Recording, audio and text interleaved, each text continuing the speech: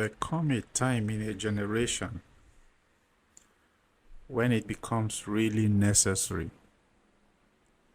for certain voices to be heard.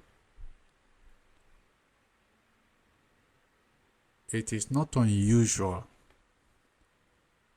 for there to come a sudden moment of some kind of information that comes out from a voice, from somebody, that suddenly changes the course of events. There's nothing strange about that. It's very vital for us to admit the fact that if we don't humble our ego, if we do not throw away the arrogance that is in the nature of man, it will be impossible to experience the change that has been divinely programmed to come and make humanity what it was meant in the original plan of the Creator to become. Therefore, at one point or another, there will be sudden voices. There will be a sudden voice that would come out to declare something, to pass a very vital information to the public.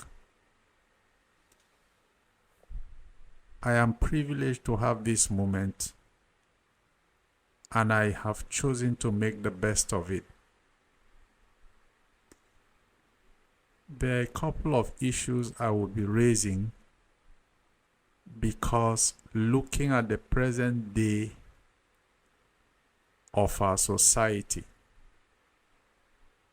you don't need a prophet, you don't need a soothsayer, you don't need a fortune teller to tell you that something is terribly out of place. When you look at the way humanity has run, it is very clear that no man amongst men, nobody amongst human beings has the solution to the trend that events have taken in this present day and age in our generation. Therefore, much as a lot of voices have come and gone, much as we are aware that in the course of human life or human living, there have been fake, what you call false prophets, false information, fake news, as they call it. But the wisdom remains that for anyone that would actually get in touch with the right news, you would understand that there is something fake doesn't necessarily mean there will not be an original. In fact, in reality, there is no fake without an original.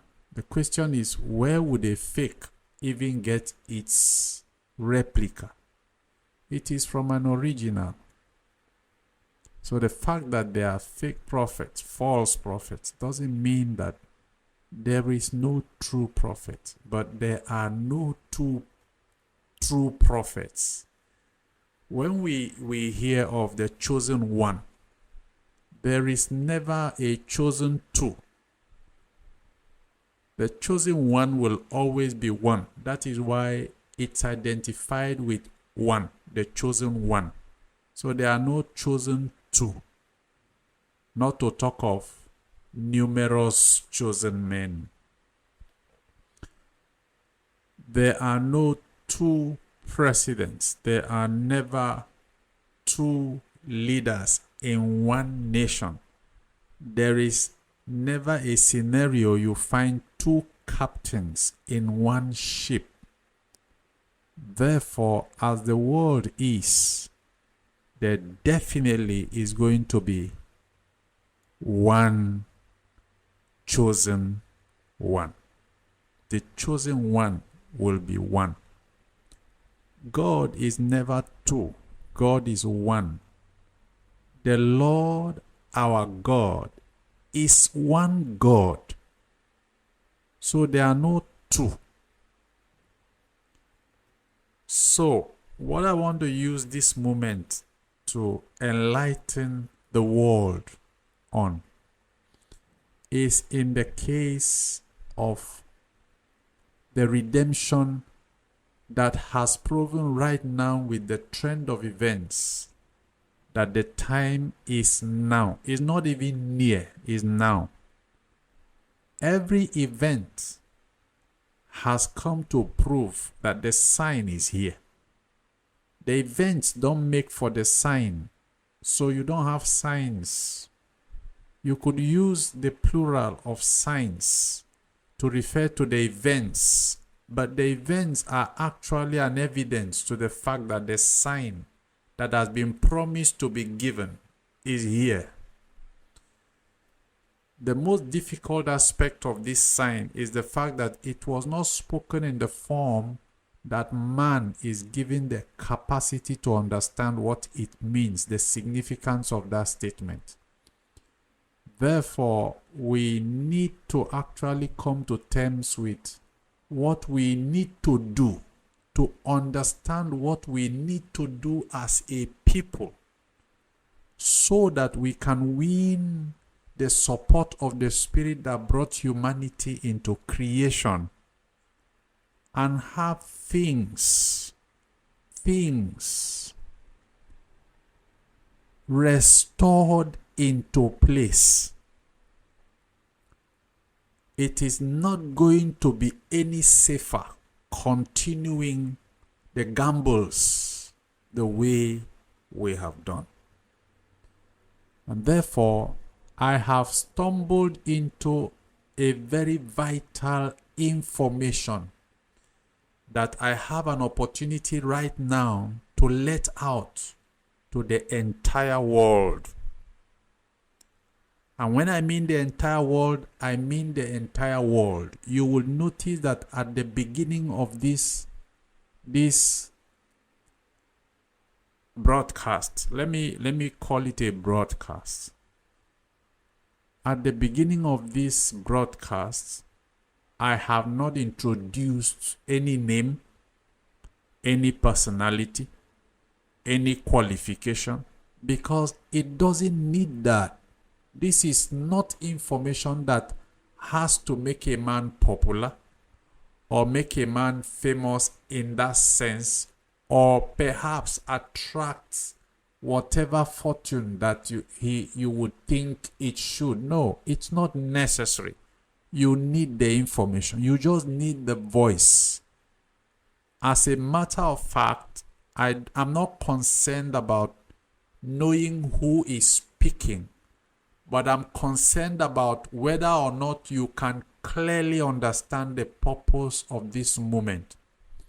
It's a critical moment. Apart from the moment of this information getting to you, the more critical is the moment in which the state of the world has reached, which of course you can agree with me that from the inception of governance, from when government was established and they started running affairs of the world, there have never been an intention of government to run down its own nation, to run down its creation, to run down its own infrastructure, to run down its own system of management. There is no government that takes off planning to fail its nation. There's none.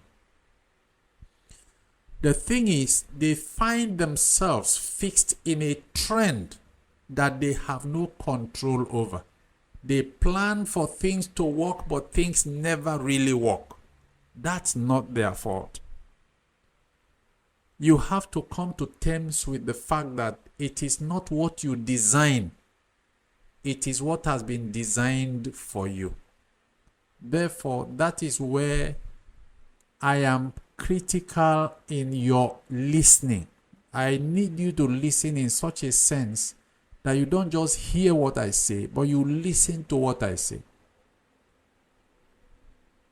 This world was not created by men, human beings. No. This world was created by the Spirit. And the Spirit is called the Lord. The Lord. That is the Spirit that created the world. And then, in His program, He decided to introduce into the world, in the midst of every other creation, what He called man. Man is the spirit by which He introduced humanity into creation. Man is not men. Man is not human beings. Man is the spirit that operates in human beings. So, when you hear the word man, it doesn't imply to you as a human being. It implies to you as a being that is manned, that is controlled by a spirit called man. And that man is operating in both male and female. That is why when you read in your Genesis an account, it tells you man is a product of male and female. So man is not the male. And then if you go further, I want you to also quickly get this, as I will explain in my subsequent account, that woman is not the female sex. Much as man is male and female, woman is also the significance of male and female. But what it signifies more is submission. That is why when you take the female as the one to submit to the male, it doesn't work, because that's not how the program is designed. Every man, both male and female, is subject to submission. But where the one that both of them are to submit to has not been provided, it's a dilemma. It's a helpless situation without help. That is why it got to the point where the one who is carrying on the creation said, it is not good that the man should be alone. And at the point he made that statement, man is male and female already. So you have a pair of entity, male and female, coming from the product of man, but needs help. And the help that they need becomes the third party, and that's God. So the Spirit of the Lord started creation, and now took His creation further to a plan where He's going to bring help. And as He started the creation, He started with male and female, but with a paramount spirit called man. But who He is going to help the man with is God. And God is also going to be a person. Therefore, it is necessary to understand now that the misconception of God will help us. It's God that's going to help us. It's God alone that can help us. That God has been misconceived to be the spirit that brought man. No, God did not bring man. The Lord brought man, but also planned to bring God, by whom He will help man. So you started calling on God when you don't even know who God is. Let me remind you that there's an account in your Bible that states the fact that no man had seen God at any time. Don't forget that. The account says no man had seen God at any time. And the question you would ask from that account, that statement should be, how did you name him? You have not seen God. How do you give a name to something you've never seen? How did you get to know about God when you have never seen him? I want to clarify something for you. Listen to this carefully. The spirit that created man has instincts he operates in man by. Let me let you know that the fact that you had no choice to how you were born. You are born a male or a female child. You have no choice to it. You are born in a certain kind of household. The man that is your parent, or the woman that is your parent, the female that is your parent, you don't have a choice to that. The sex, you don't have a choice to that. The country, the region, the place, you don't have a choice to that. As long as you don't have a choice to being born in any form that you are born, let me let you know that for sure there is nothing you do in every aspect of your living that is your choice. It is that same spirit that generated your birth that controls everything you do. Remember, everything you are able to access in creation was never what you made. He made it and kept, so you could never have discovered it if he didn't lead you there. So every discovery you make, you are eluded to think that you are a discoverer. No, there's somebody right there in you doing the moves. So when you make a breakthrough, it is not a breakthrough you made. It's a breakthrough he permitted to be. So it's not your drive, it's his drive. There is no such thing as taking your destiny in your hands. You don't create destiny. He creates destiny and takes you into destiny's hands. So it's destiny that will take you into his hands. So when you see yourself manipulated through things that you make come through, that's destiny that walked you through. You didn't walk it out. And so I want you to take note of that. That is the spirit that is in control of everything. Every damn thing that you do. I am not talking about you as an individual. I'm talking about you as an individual, including every other individual in the entire world. When you say the problem is man-made, I want you to understand that you have just said it is beyond human capacity. The man is the spirit that made humanity and operates in humanity. So every condition that he wants humanity to face, he creates a system and push humanity to evolve through it. So when you look at government, he instituted the government establishment and then let man to evolve through it. But his plan is you will never succeed through that, because it is not meant for you to succeed with it. It is God that will come and bring the help that you need to succeed with it. Therefore, never think that what you are holding is what you were meant to succeed by. You were meant to just survive by it. And therefore he wrote for you that the government shall be upon the shoulder of he that shall be born in your midst to run the affairs of humanity.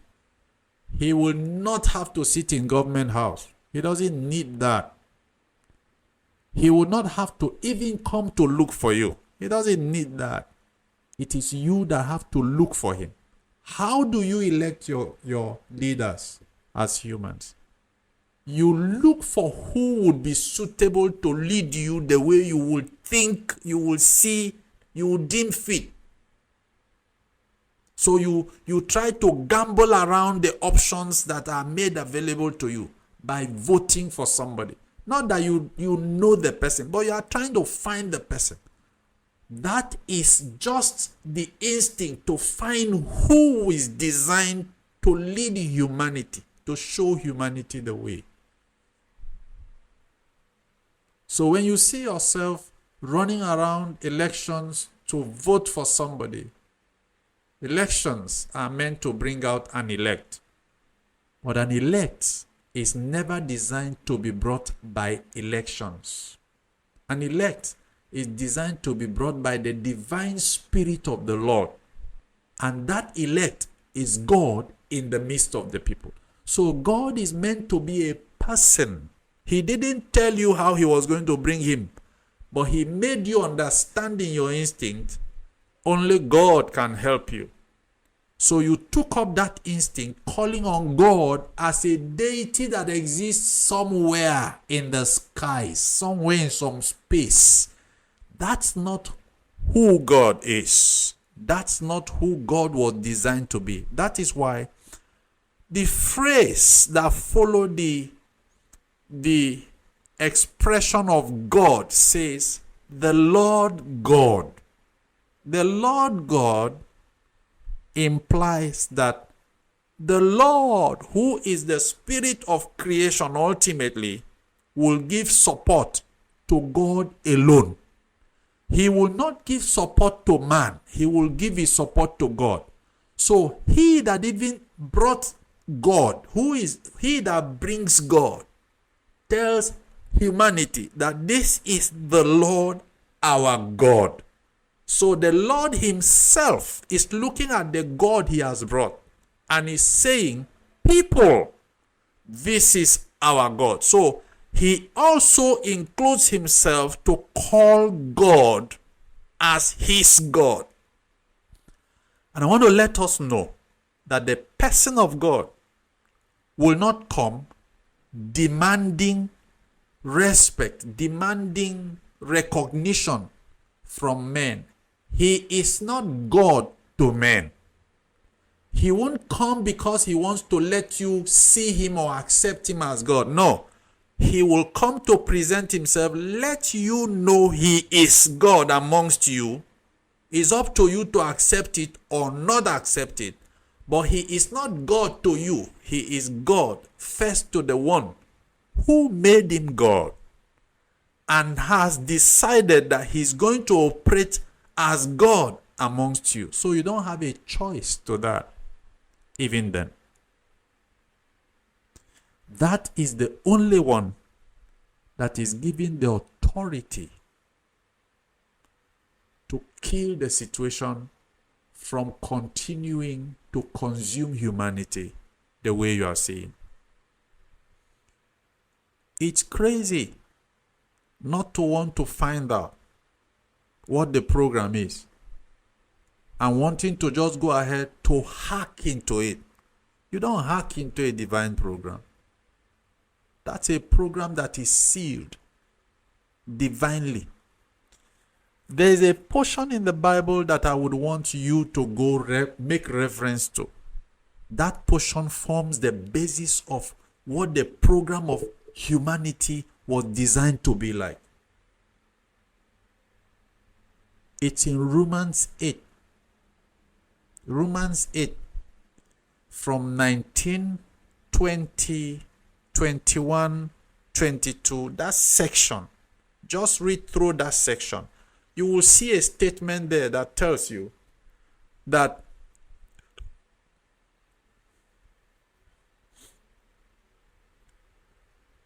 the creature, which is man, creature. He's the creature. He's not the creator. The creature is made subject to vanity, not willingly, but by virtue of he who made it that way. So it means the Lord that created heaven and earth, that created the universe and brought in man, planned that everything human beings do by man will never be successful. How are you going to escape that? That's what's going on. That's why he gave you the brain to make guns, to make weapons. What would have been the plan of a creator to make his creature invent such things that are detrimental to their existence? There's a problem he wants them to have. And he has succeeded. Really good. That's why there's nothing really bad about what's going on around the world. The only thing is that everything is wrong. But sometimes when I sit down and think through the issues and see the reasoning that humanity go with, it's obvious you are not given the capacity to reason until he comes. How do you look at a world that you have professed that it is God's world, and you have also professed how powerful God is, even though it's a misconception at the time you started talking about God, who you don't know? That misconception was still right about the capacity that you have used to define him. He is almighty, all powerful. There's nothing that can override his authority. He should be the one that created the entire world. Now, look at it this way. If that's the case about the God that created the world, how would you actually expect that Satan came in to fight against him? It's not possible. If Satan is in there, he made him. He brought him in. He has a purpose. After all, it is the fear of Satan that every man has. That's why they run to God. That's a fantastic purpose to have brought Satan, if he has brought Satan. Because the fear of Satan that every man has, that's what makes them remember God. So that is simply a strategy he has used to make sure every man will always remember him. So you can't say that there is any evil going on in this world that came out of itself. It came out of the very one that made the world. How do you explain the mentality that a man goes to let's say get evil powers from the evil spirits, from the water spirits, did he make evil spirit? How did you know evil spirit exists? Did you make evil spirit? Do you know how to make a spirit? The one who made the spirits and made you gave you instincts and is taking you to those kind of areas to make you operate as such, so that he would actually fulfill his purpose for the confusion he wants to set in humanity. It's simple. So when you are busy accusing each other, that is just because he wants to gain an upper hand in the confusion he creates amongst you. It was never meant to be the blame on any man. No man has the blame to it. No man. The one who carries a gun to attack would not have known how to carry a gun if the spirit refuses to let him. If the spirit let him, that's what he wants to achieve.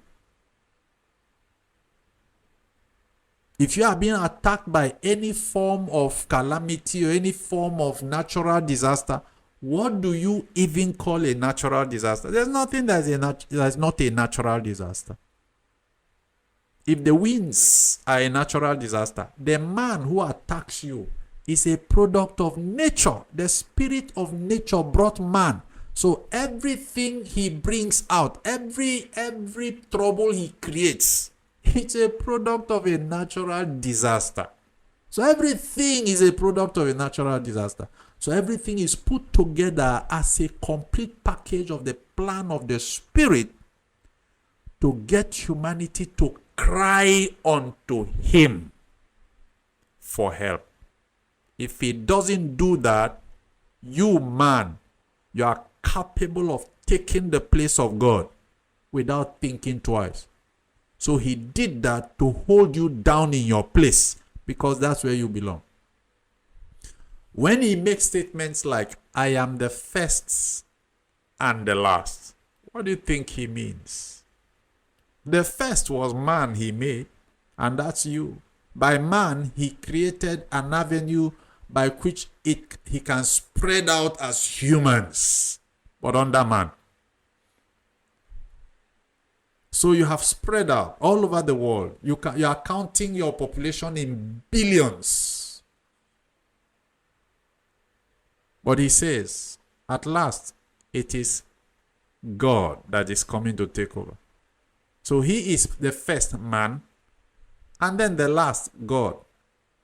And that the last shall be first, and the first last. You have done everything to take the place of God, and he's held you down. And it is the continuous effort you keep putting in that creates the more trouble that you face. The planets that you are crying about, there's nothing he wouldn't do to stop it. There's nothing he cannot do to stop it. What's happening is not as a result of your activity. No. It is happening so because he has chosen to let it threaten you enough so that you will break down in your own effort and let him take over. My emphasis now is not to leave you with the information, because you get information that does not make any sense to you. Everybody is advising one another to do what they have to do in order to succeed in a world that only death exists. Only death exists there. And I have explained that death is not the moment when a man does not breathe. He has lost breath and needs to be buried. No, that's not death. Death is as a result of sin, which is imputed as a nature in man to limit him. That's why no matter how much you run around and think you have succeeded, when you remember death, which is what you know as the end result, you're weak. You know that you don't have any power to change that. Meanwhile, you wish you could. That's not to say there is no provision for that. That is because it is not given to you to do. So if you want it now, then it is time to inform one another that let's put the effort that we are putting in to elect wrong men to look for the person of God. He is in our midst. When you see crises increasing in the trend that they are going, it is not a sign of the end. That is not the sign. The sign is that somebody is born who is meant to stop this crisis and let humanity enjoy life, have life that they never had. But they have ignored him.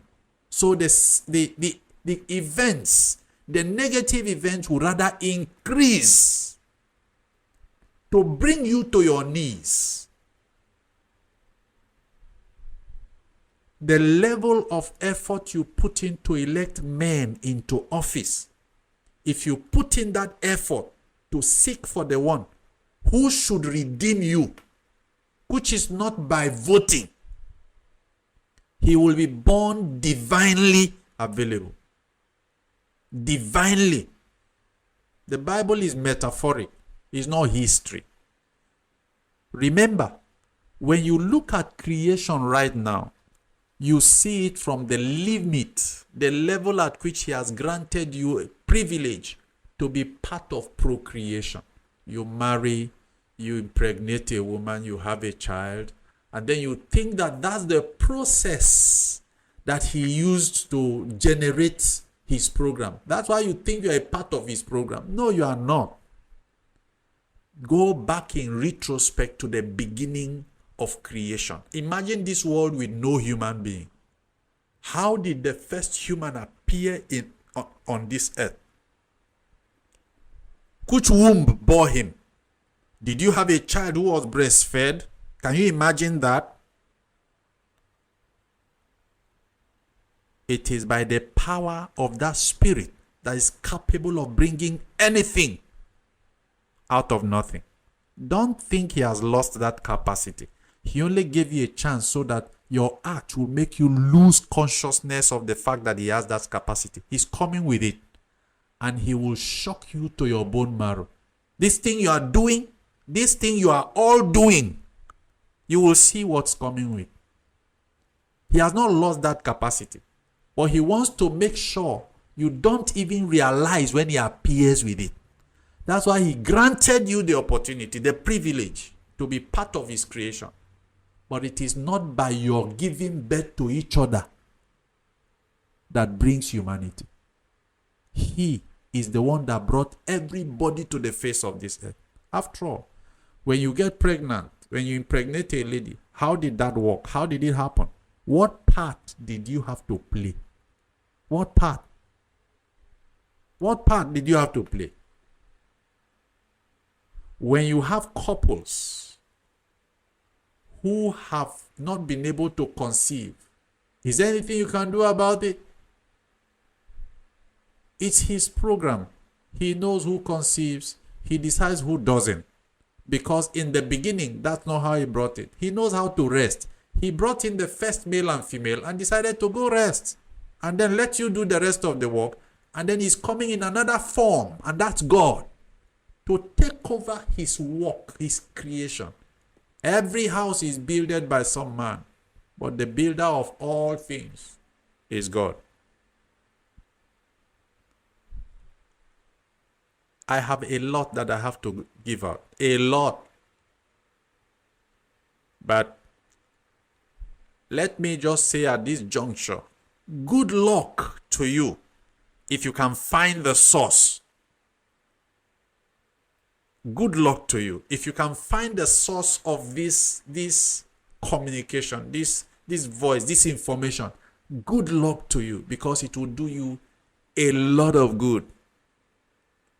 I don't have the energy to sit down and talk, endless, because it's just too much. It's just too much. You can't contain what I have to say. You can't.